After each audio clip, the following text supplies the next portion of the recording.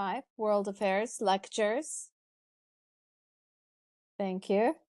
Thank you, everybody, for joining us. And we apologize to our speaker and to everybody about the technical issues, but it wouldn't be a virtual lecture if we didn't have any issues. So I think by now we know to expect them and we just roll with it, and it is what it is. It reminds us that it's always better to be in person, but then we couldn't get all the wonderful speakers that we get. So a lot of work goes into making a World Affairs lecture happen. So I just have a few people to thank before we get started.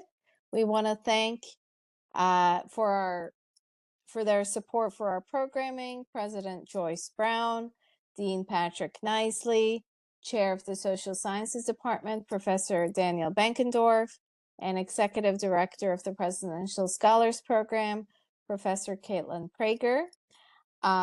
It is my pleasure always to introduce Dr. Souzeina Mushtaq.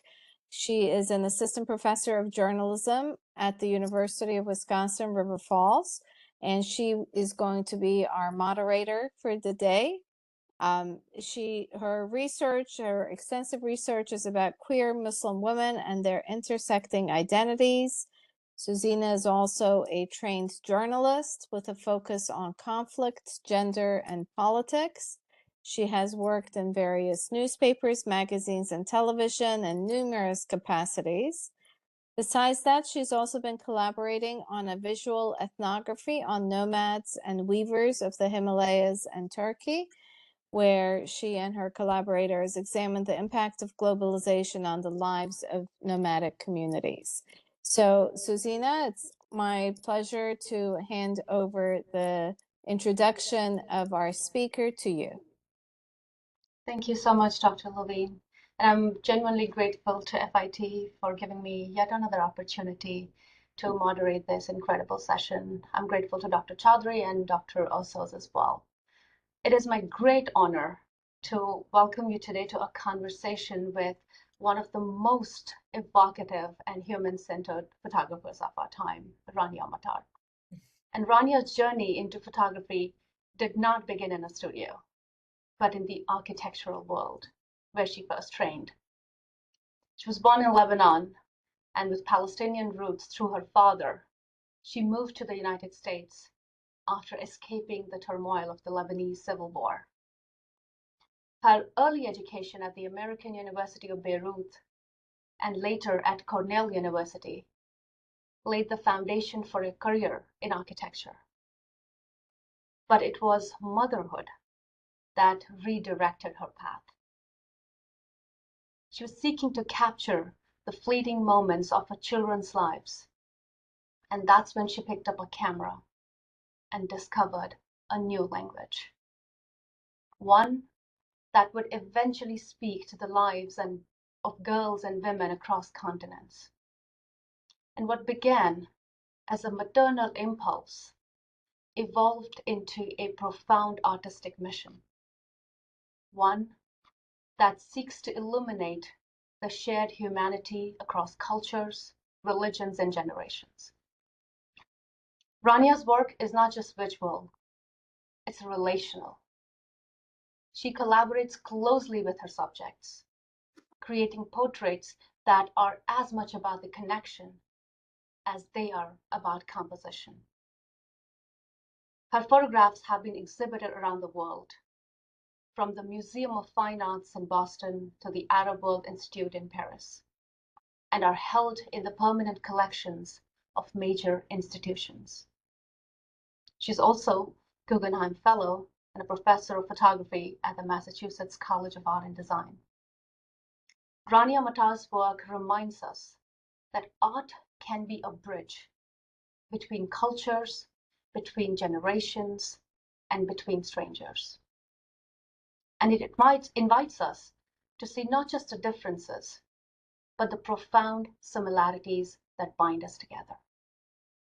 Please join me in welcoming the extraordinary Rania Matar. Welcome, Rania. Hi, I mean, Zaina, you raised the bar a bit too high, so now I'm a bit nervous. But thank you for this beautiful introduction. Thank you, FIT, and everyone in FIT for inviting me, and Praveen for making that connection. I'm very honored to be here. As you heard a little bit, we had a bit of a technical problem, and I'm not able to share my screen, so bear with me, as it's going to be Souzeina who's going to share the screen for me. At least I'm glad she had it. So yes, I'm born and raised in Lebanon, and I grew up during the Lebanese Civil War. And as you heard in the introduction, I studied architecture. I studied at the American University of Beirut, and the war got pretty bad, and I transferred and I came to Cornell.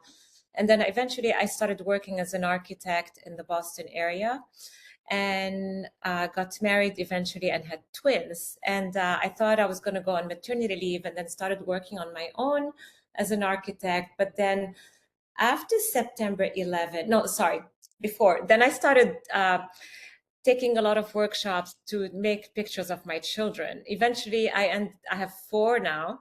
And one year we had to get somebody to take Christmas pictures of our kids, and it ended up being utter chaos. And I thought, oh my God, I could do that. I had done a lot of art in college and decided to start taking photography workshop. Do you mind going through, Souzeina, please? So I started my first project. Basically, I would take these workshops and I would be photographing my children. So all the assignments, I would start photographing my kids. And it's work. I always starts my talk with these pictures, because they taught me to see the beauty in the mundane, and also like in the everyday, but also it taught me to basically, you know, it's me. I was not single. I was a mom with 4 kids at home, and I started really noticing these beautiful moments. As soon as I pick up the camera and look in the viewfinders, moments that I would take for granted before looked like so special to me. Do you mind going through, please?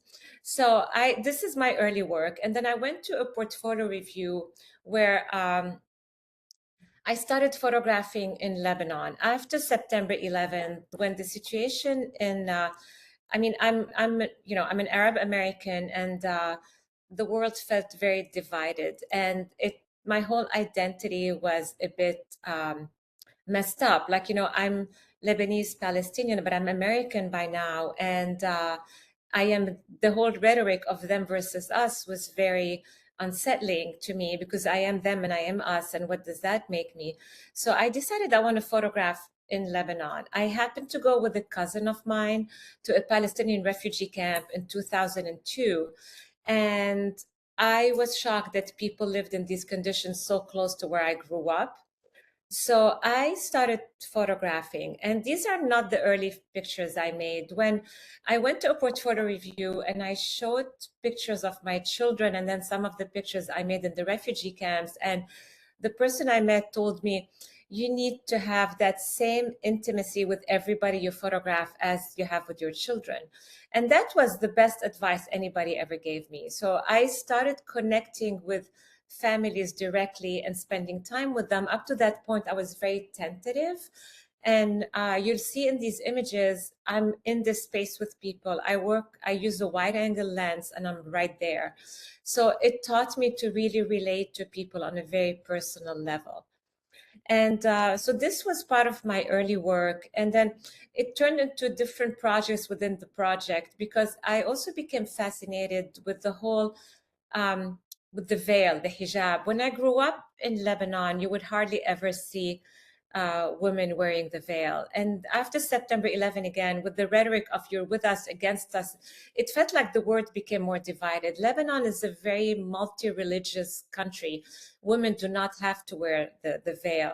I myself, I'm not even Muslim, but I felt like there was something about the veil that became pretty interesting to me, because it was not just religious, but there was part of it that felt like a statement, and about like almost in a way fashion. There was so many layers to it. And then in 2006, I got stuck in the war between Hezbollah and Israel. I arrived the night before. If you could hold that photo for 1 second. I arrived the night before, like on July 12th. The war started on July 13th. It was me and my 4 kids, and the airport closed, and it was absolute horror. So eventually my father-in-law helped us escape via Damascus, via Syria. And, you know, I'm not a war photographer. I lost my mom very young. For me, it was important not to put myself in danger, but to be there for my children. So eventually we crossed that border, and this is what I saw at the border, that moment. And this is the only picture I made at that moment. And it made me realize that everybody had a story. Up to that point, it was about me wanting to get my kids out of there. And that picture feels so sadly timely. Like this could be any war, anywhere, anytime, anyone, right, who's escaping a war. So I decided to go back and photograph the aftermath of the war. Just a question, Souzeina, do you see me when I do this so I don't have to keep going? Okay, Yes. then can you click on that first photo for a sec on the pic? Yes. So I went back when I got back to the US. My kids went to school, the war stopped, and I decided to go back to Lebanon because I felt like when the aftermath happened is when reality hits. And this picture specifically became the cover of my book. And I wanted to pay attention to her because she's going to come back. So the building behind, you could see all the buildings are completely destroyed and they were not salvageable. And there's a big crane there with a wrecking ball hammering on those buildings. And people who used to live in those homes would come and wait all day long so that when the buildings fall, they could go look for their stuff in the rubble. But for me, this was an unbelievable moment because it's like she's looking at the little girl and she has a smile on her face and the girl looks like a phoenix rising out of the ashes almost. So I started photographing the aftermath, and all these images became part of my my book, my first book that I titled Ordinary Lives. And these are all after the war, and this as well was in southern Lebanon. I mean, I'm showing these images from 2006, but the same thing just happened again last year. So there's something, as I'm talking right now, eerily timely in those images. Sorry, if you go back one second, this is a girl who's juggling. And I know you have a lot of artists there. And I just want to point that for a year, I printed another photograph where you actually saw the balls in the air because I was so enamored with the moment and the balls. And when I look at my negatives a year later or my contact sheets, I realized that's the better image because you could read more into it. So there's something bizarre about it, but I still title it juggling. So you could tell she's juggling. There's a Lebanese flag, a soccer ball, the walls are blown out, a man is jumping rope. There's something so surreal about this image that the mystery of it was better. So I always tell my students, go back to pictures when you could look at them with fresh eyes again. And then I became interested in photographing Christian life in Lebanon as well. And I love pairing those two images because in the picture on the left, these are, you know, 3 veiled women, and the only woman who's covering her face is the woman who's not wearing a veil. So there's something I find funny about it. And the 3 women in the right photograph are 3 Greek Orthodox nuns at church. So I kind of, because we have the whole sense about why is the veil okay, why is the veil not okay, and for me, it's in the Middle East. I mean, the veil is also what women wear when they go to church. So there's something about that it's like, why do we judge some women and not others? And I had a show at the ICA in Boston, the Institute of Contemporary Art, and we did mix the images. And I loved mixing. The fact is, people are people, right? Women are women. Some of them are nuns and some of them are veiled women, but you know, it's kind of, anyway, so if you could keep going, please. And this is the same a little bit, the pictures on the left. And I love that, you know, she looks almost sensual and he looks like an older version of Bono. And you know, she's veiled and it's very beautiful. And the woman on the right is a Greek Orthodox nun in a convent in the mountain. And this is one of those pictures where I had that decisive moment that Henri Cartier-Bresson talks about, like when the veil blew and I got it, I'm like, I knew I got that photo, which was great. So, and then this is the last picture I'm going to show from that series. And unfortunately, this picture was made in 2009. And I couldn't add it to the book, but I love this photo. And I went to Jaffa to visit where my father was from.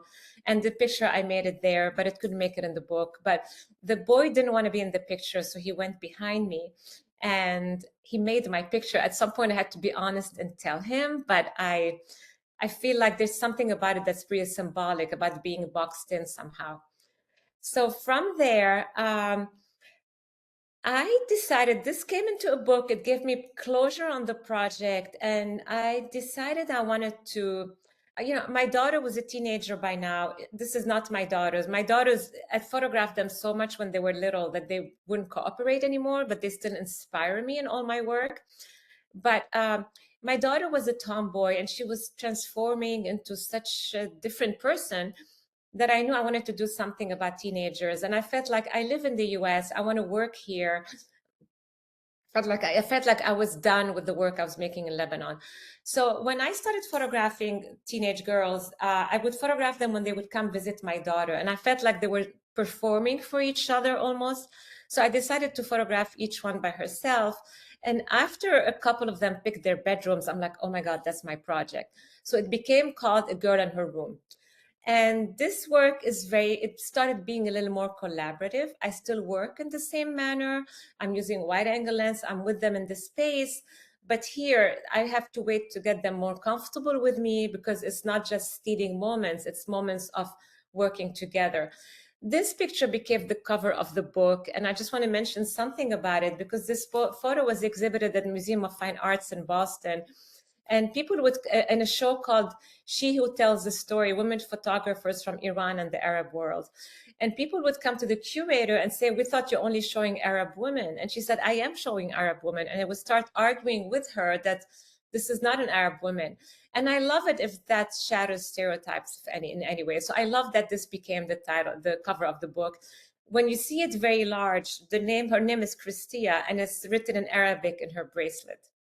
So you could keep going. So at some point, basically what I was going to say about this work, even though I started it in the US, I realized at some point that I was exactly like those young women at that point, 25 years earlier, in a different country, different culture, but there was something so universal about growing up. So I decided to start photographing in Lebanon as well and in Palestinian refugee camps.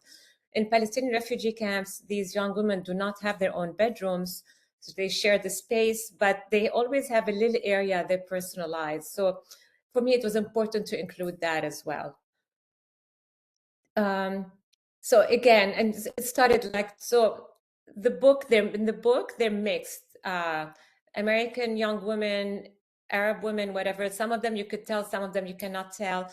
And I found interesting enough that the differences were not between women from Lebanon or women in the US, but would be more like economical, socioeconomical that would make the difference. So, but in the book, they're completely mixed with each other. And you could keep going, please. And I love to talk for 1 sec about that image because this is as well in a Palestinian refugee camp. Again, the lighting was very poor. It was dark. This is not a great photograph technically, but I love that image because in a way she planned her shoot and she dressed like Hannah Montana. And again, she does not have her own bedroom, but she has like one side of the closet that's hers.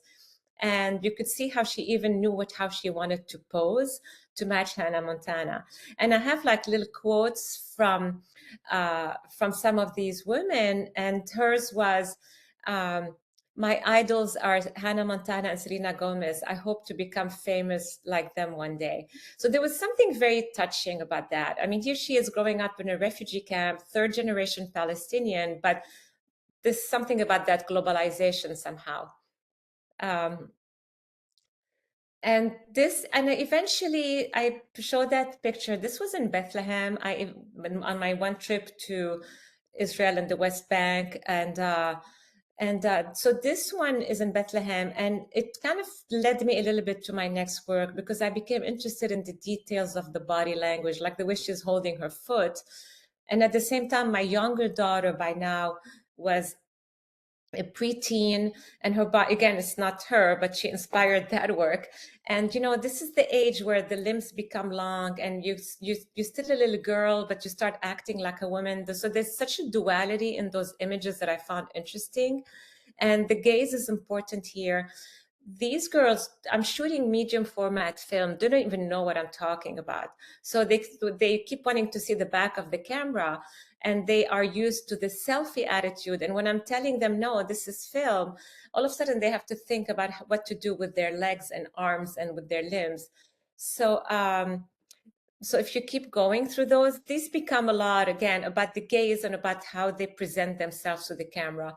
And again, I included women from, not girls, there's still girls here, from both my cultures. And I love pairing these two images specifically. This is on the left is Molly, her bracelet says Love Israel. And on the right is Samira. And when I was editing for the book, I realized that, oh my God, these are two girls, both 12 years old and different sides of the world. But look at how they have almost the same body language, the same attitude. And, now I feel like even more important than ever, because for me, this again is about the shared humanity, right? And so anyway, I loved pairing those two images together. And I became interested as well in the passing of time. So I started following some of those girls over the years and photographing them 4 years later. And sometimes, you see how the limbs become kind of, the attitude changes, and sometimes the innocence is gone in a way. Even though she dressed nicely, there was an innocence in posing, and then being more self-conscious in the other one. And here, I just love what she's doing with her feet. And her parents bought the image and put it there. And I love this kind of time lapse between them. So eventually I turned into that same passing of time. By then, my older kids are twins, and they were about to go to college. And I realized that my role as a mother was changing. And as they're growing up, I'm getting older. So I started a project about mothers and daughters. And I lost my mom when I was 3. And for me, this work became something also the way I'm learning how to deal with my own daughters firsthand. The previous image, for a second, for me, that became almost a symbol of this work. This is one photograph, not two. It's the corner turning. But I love that the mother and the daughter look almost identical, separated by 30 years, really. So as if this is what she used to look like, and this is what the daughter is going to look like 30 years later. At the same time, there's something about the pose, and the mother feels more vulnerable with the daughter having life in front of her. So I find when this becomes a book, if it becomes a book, that probably would be the cover. Okay, you could go. So again, I started photographing in both cultures and in refugee camps as well. And I mean, I don't want to go through all of them because I want to, for the sake of time, but we could discuss some of them more than others. This one was interesting if you go down a tiny bit, because the mother is a painter, and she told me that the paintings she made were of her daughter. And it worked on 2 levels. The mother is Muslim, the father's Christian, and you don't see people wearing the whatever, what you call it again, the full burqa in Lebanon at all. But for her, it was also symbolizing the religions, but also symbolizing the teenage years where her daughter wants to hide from her parents completely, and but she also wants it to be all about her as well. So when I found out, we kind of staged that together, the photograph. So anyway, I want to go back to the next photo, I think, and I want to spend a minute about this one as well. The older woman is Huguette Calan, who's a very famous Lebanese artist. And this is the next generation, right? And I was starstruck because, in Lebanon, Huguette Calan, you look up to her, like Etel Adnan, Huguette Calan are the 2 women who were so ahead of their time and were our icons. So I was photographing with her daughter, and the mother, Huguette, didn't look like she was there. So I kind of got very emotional because she's wearing her smock, but she wasn't painting anymore. So I started crying. When I started crying, they both started crying. And when they started crying, I put the camera down. And the mother, who looked like she wasn't there, told me, "You're an artist. Emotions are important. Don't stop." So she gave me permission to make that photograph. And that means the world to me. She's passed away since. The daughter did not like the image, but then she told me, you know what, I want it. My mom asked for it to be done. So from there, I'm going to talk quickly about the work that kind of led to what I'm working on now. In 2017, I got invited to be an artist in resident at Kenyon College in Ohio. And I realized I was supposed to be making work there. So I started collaborating with students. And all of a sudden I realized, oh my God, this is a project I have. Because I've been following my daughters through the years. And here my daughters had left home. And these are women the ages of my daughter making a home outside the home in that temporary surrounding that's becoming their lives, right?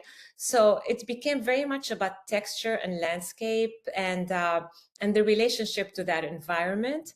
At the same time, I had lost half my hair due to stress, and I became obsessed with our sense of tactility and texture. So this work moved slightly in another direction. It's the first project I was doing in a way that's completely outside the familiar domestic space. But again, I took it to Lebanon, and whether in Ohio you had that lush landscape, in Lebanon you have these walls that have witnessed wars and history. So this became part of and this is the work I was grateful to get a Guggenheim for. As you see, the idea of hair becomes important in the sense of hair, but also what you do with the headscarf, the hijab, and whatever. So the head covering in a way. So this became my last book, and this is the work I got a Guggenheim for. So I was my youngest son had gone to college by then. I was able to travel more widely within the US and more widely within the Middle East. And I titled this work She. So we could go through those, and but also what was important in this work is I was really collaborating with the women. I realized that when my daughters were in their 20s, it was almost harder than the teens, which wasn't the case during my generation. So I wanted them to feel, because of social media, comparing their life to somebody else all the time, having so many options that maybe when I was their age, I wasn't aware existed. So I wanted the moment that we were working together to be very much about empowerment, about them feeling that they have agency in this project and that they feel beautiful. So for me, that was important. Actually, perfect timing with that image. This is a woman I met. Literally, I went and all I saw was the hair, and I kind of knocked on her shoulder, and I'm like, I'd love to photograph you. And she's like, okay. We were in Miami. I was in Miami with my daughter, and she was from Wichita, Kansas. So we kind of intersected for one afternoon. And the only time I could photograph was the middle of the day. If you have any photographers there, is the worst time of day to photograph because it's bad lighting. Somehow the stars aligned, the sky, the way it was. This is not typical Miami day, but it ended up being perfect. And the National Museum of Women in the Arts ended up exhibiting this picture. Can you go one more, please? And in a show called Live Dangerously. So that was important on many reasons. First, I love that they saw that element of danger in my work, and eventually I ran with it. But also she came to see the show, and she was received like royalty. And then she posted and the museum ended up acquiring that picture, and she posted that whole big post on her Facebook, like, I never knew I was part of something so monumental. And she said, thank you for seeing the beauty in me, which for me was the most powerful thing anybody could say. Because then it hit me, she's Black growing up in Wichita, Kansas, and she's albino. So it cannot have been easy. So anyway, so we could keep going. Eventually, I want to stop on this image for these two images, because for me, again, I was collaborating with these two women, and I had a similar relationship with them both. One is Shia Muslim from southern Lebanon. One is Jewish from Western Massachusetts. And I eventually connected them via Instagram, and they became friends. And for me, I wanted to do this whole back and forth dialogue in pictures. And then COVID happened, and then the war happened. So things didn't quite go along. But I love that they became friends. And during the war, they would always check on each other. And for me, even if it's on a micro level, it makes a big difference. So we could go. And became the cover of my book, and I'm going to talk about it because it kind of was a segue to my next project. And for me, it's about almost being between two things. Her body's turned one way, she's turned the other way. And it's my life, right? It's like I'm between here and there all the time. So we could keep going, so I want to make sure we have time. And then the port of Beirut explosions happened in 2020. So there was COVID and then the explosions. It was a bad year. And through it all, during COVID, I photographed people at their window. And then I kind of made a fundraiser with these images and was humbled how people responded. So I realized how much our humanity was so important. What kind of bound us together. And then I went back to Lebanon. I thought I was going to photograph the destruction till I realized I was in awe of the women, how they were cleaning up the debris and all this. And then how many of them wanted to leave the country. And I realized it's history that keeps repeating itself. I was their age when I left in 1984 in what had been the largest wave of immigration till now. And now people were leaving. So I started this work that ended up being a longer project than I thought. You could keep going because I don't think I have time to talk about every image. Maybe hold it on this one for a sec. And the project, this here, what it said on the wall, it says, Lawen Ruh, where do I go? And Perla, who I was photographing, kind of threw herself on that wall. And I'm like, oh my God, that's the title of my project. So it became, Lawen Ruh, where do I go? That became the title. So the project became long-term. And I realize now, as it's 2025, it's been 50 years since the Civil War, and history keeps repeating itself. So I eventually added that to the title 50 years later, Lawen Ruh, where do I go 50 years later? Her tattoo here says Kuwa, which means strength. So every one of those has a story and has a narrative. This one is Petra when she's 20 with a mural of Miss Lebanon 1972 when she was 20. So for me, it's like these two women 50 years apart that are almost two bookends to that same story. So every picture has some kind of narrative and is a collaboration. And I think we'll talk more about that during the questions, right?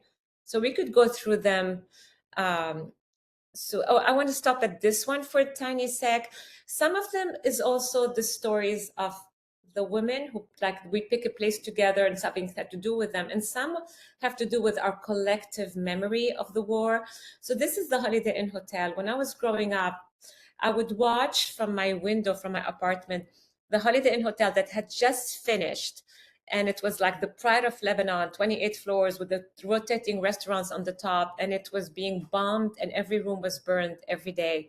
So 50 years later, it's still in that same shape. So this is something where this is part of our collective memory. Sorry, you could keep going. I'm going so fast talking, so to make sure. And this one, I want to say one thing about this one as well, because this is in southern Lebanon, right at the border with Israel, and there's a gigantic wall that separates the two countries.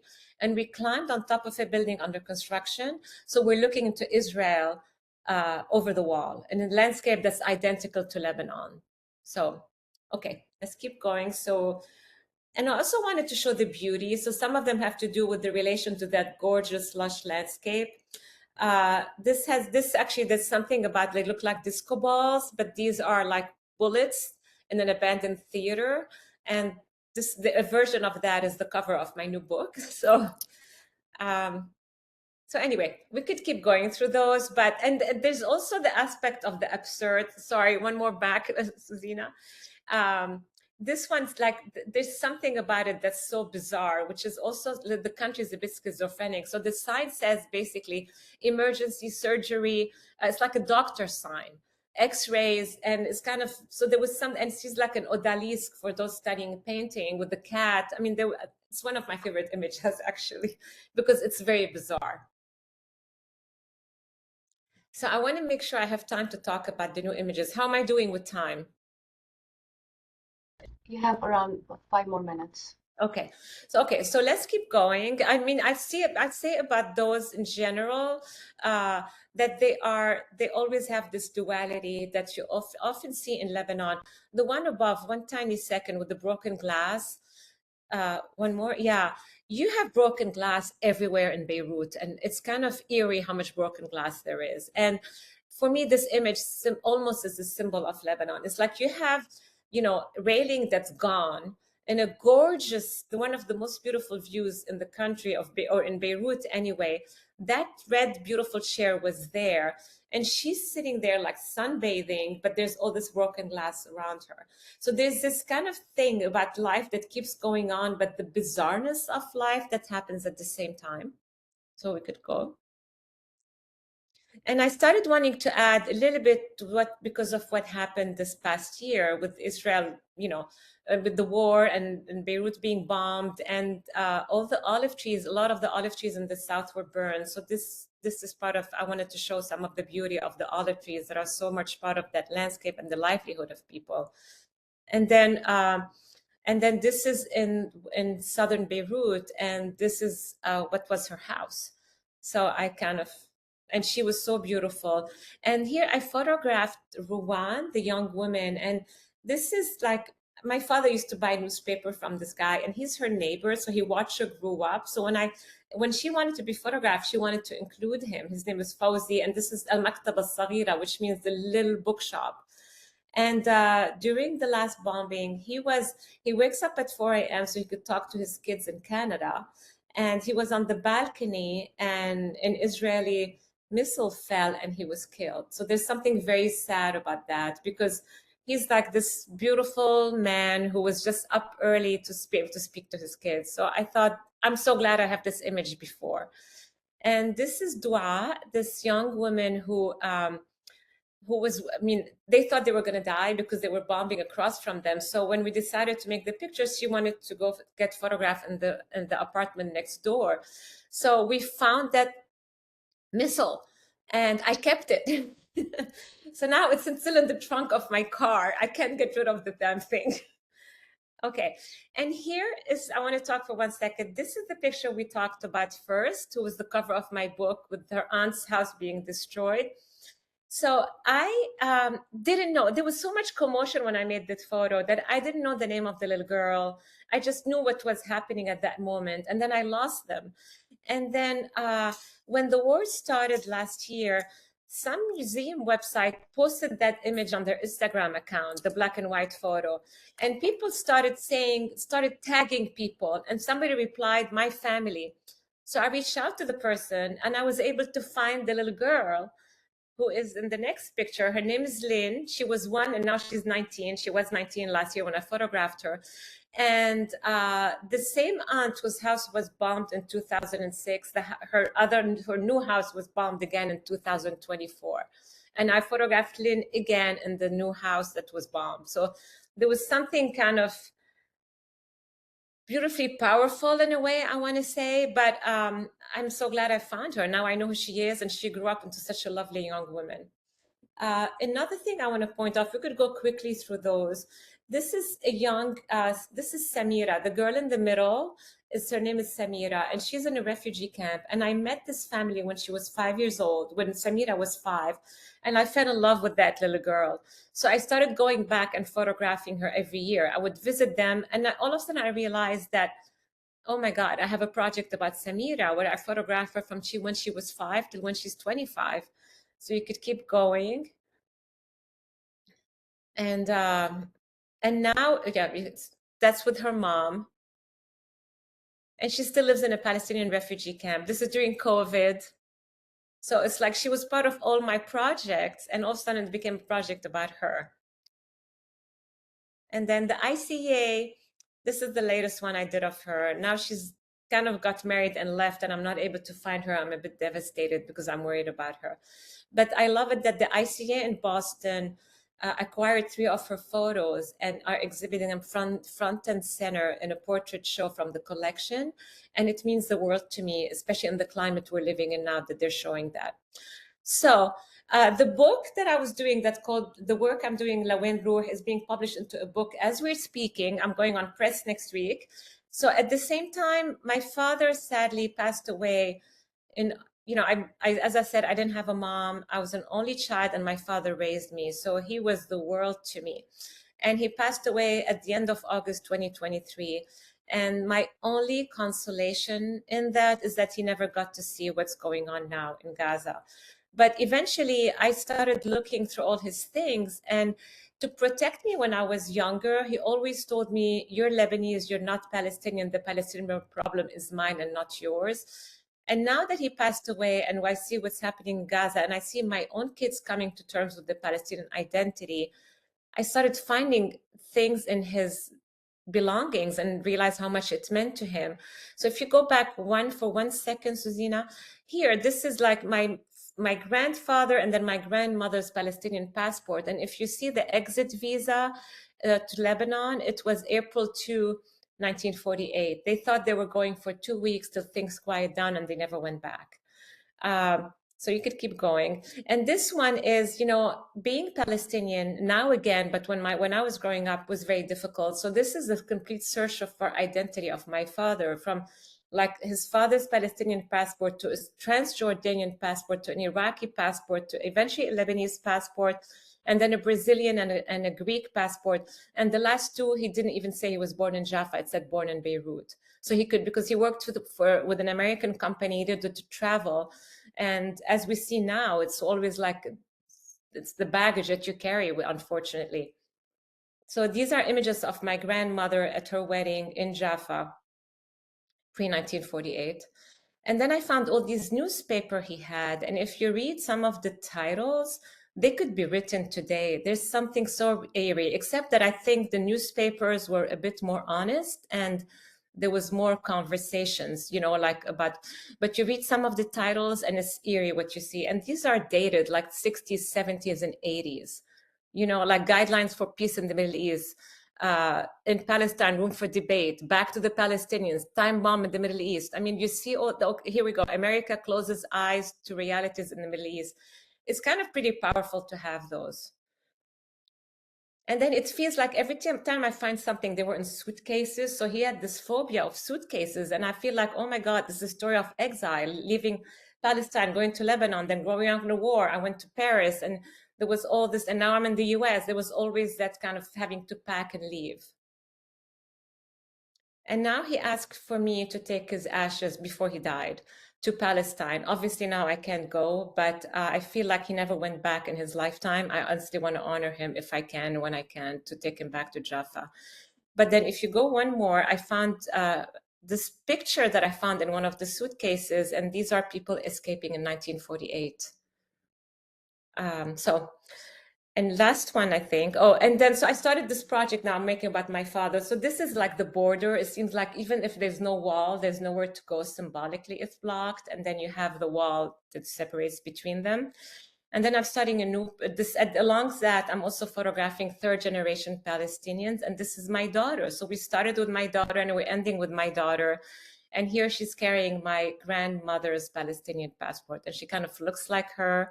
So it was a very emotional moment for me. And I think that's the last slide. I hope I'm okay with time. Yes, thank you so much, Rania. Oh my goodness, it has been phenomenal. By the way, everybody, I've never presented like this. I always show the slides. So thank you for being so good at this. No, of course, and you did well, Rania. I'm really grateful and appreciative of what you just shared with all of us. I know we only have around 10 minutes left. I want to talk to you about certain things, and we also have some questions from the audience as well. I was wondering, like I went to Beirut around 5 years ago, right when the movement was starting, and my dream of going to Beirut was because some of my favorite poets had been to Beirut, and one was actually born in Lebanon.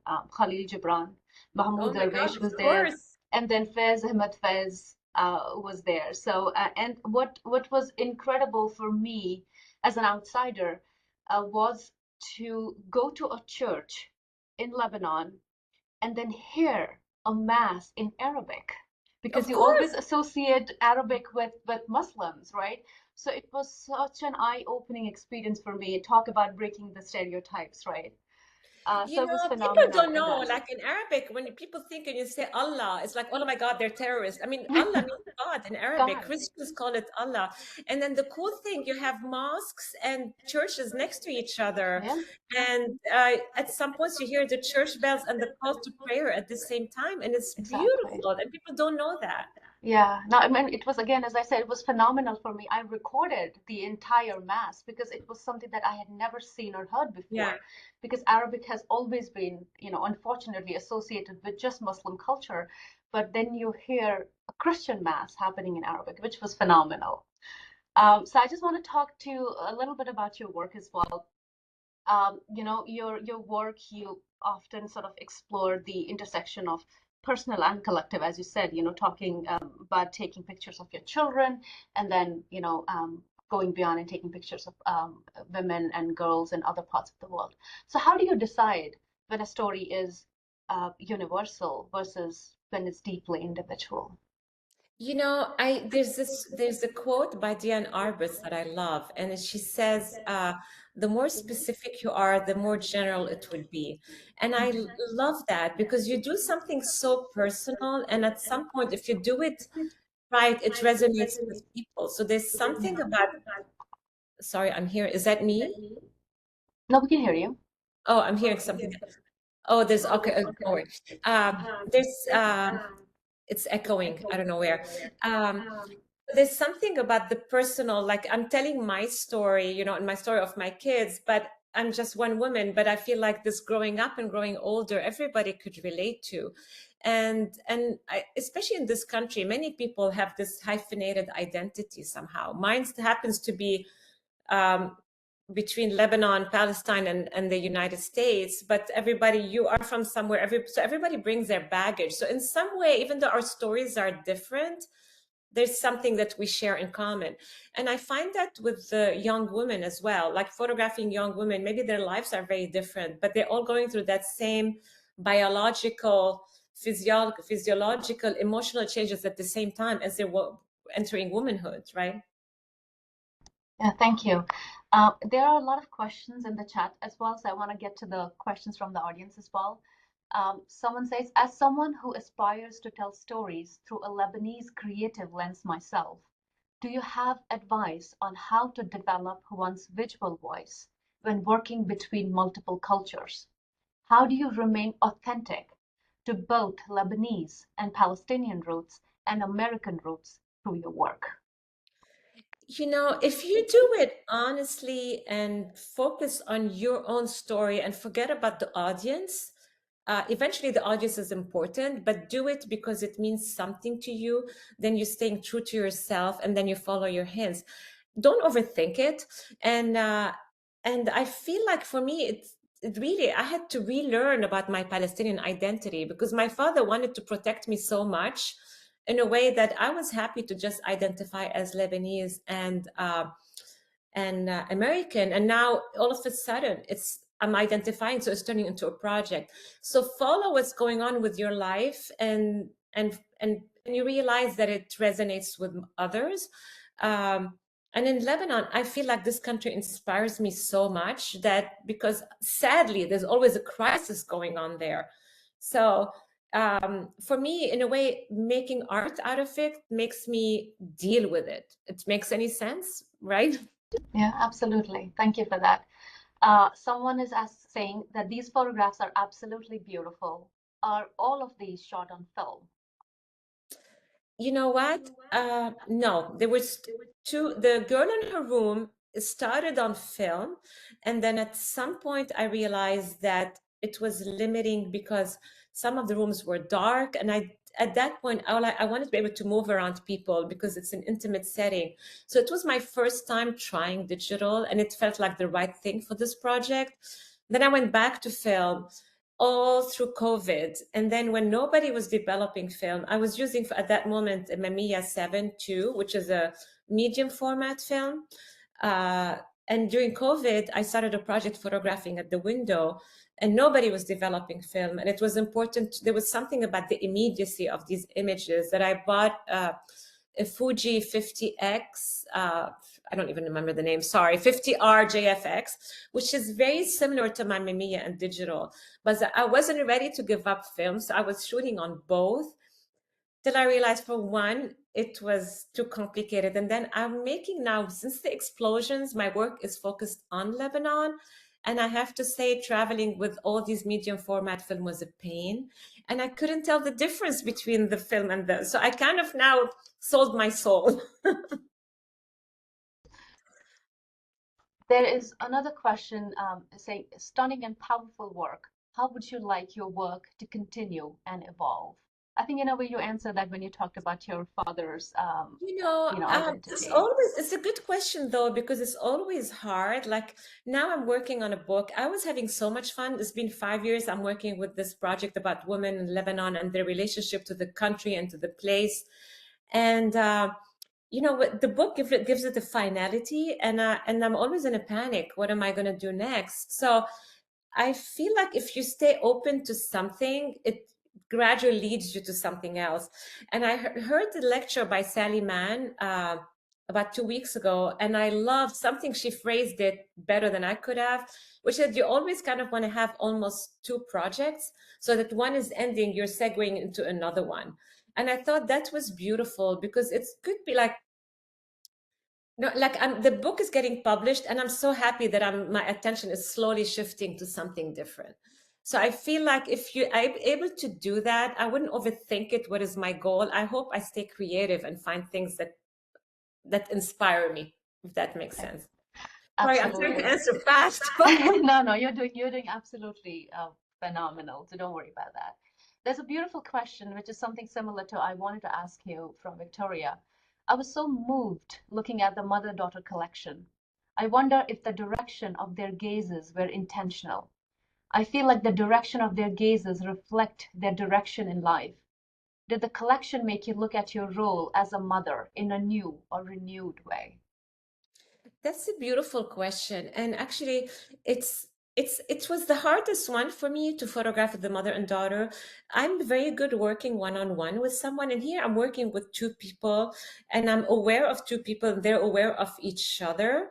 And I don't want to over direct people because I want it to feel natural. So I had a harder time with the mothers because they were more self-conscious. I often realize if I tell them, look at your daughter, then they forget about me a little bit and about in some weird way. And then once they get comfortable, and I often actually something I do is I often put the camera down during the shoots. And when I put the camera down, people fall into their own poses. And I say, oh my God, this is so beautiful. Can you hold it? And I pick up the camera again. So it's like pressing reset all the time. The other question is, it taught me a lot because I saw myself in the collection of images. Like I could relate to each of them on a personal level at different times, if it makes any sense. The other thing is, again, this is personal to me because I didn't have a mom myself. So it worked on many levels, that project. Somehow I wasn't quite done with it, but I got invited to that residency and I got sidetracked on another project that it kind of stopped but I might go back to it as my daughters are getting older. Maybe when Right. they become moms as well. Okay, Rania, I have one final question from the audience for you. They say, thank you for sharing. How do you balance the emotional weight of capturing heavy topics like war and genocide with your commitment to the work? You know, I don't capture genocide. I haven't been to Gaza and doing that, but I have to say, I'm grateful I have my work because I get up in the morning and look at my phone. I'm seeing these pictures, and one could easily just not want to get out of bed. So I'm grateful that I'm able to focus on seeing the beauty in my part of the world. So, and Lebanon makes you do that because Lebanon is always a balance between war and life happening at the same time. Like, you know, I was there this summer. My kids were going to clubs and life was happening, but Israel was bombing southern Lebanon. So it feels a bit schizophrenic, and I think I got used to being like them in a way with my work, but also finding the beauty and makes me holding and love this country so much. was good. I mean, was for me therapeutic. I don't know if that answers the question very well.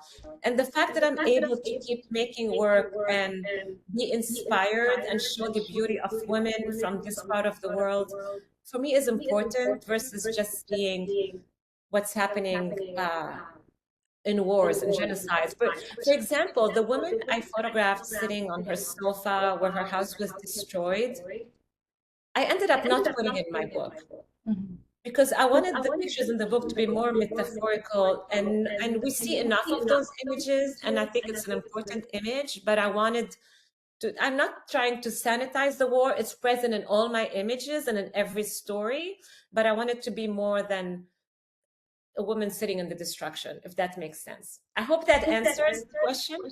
No, absolutely. Thank you so much, Rania. I mean, and I hope, given the world is literally on fire, I hope all of us are able to see some beauty in the mundane. I really want to thank you on behalf of FIT, on behalf of all of us, for taking the time to share your work with all of us.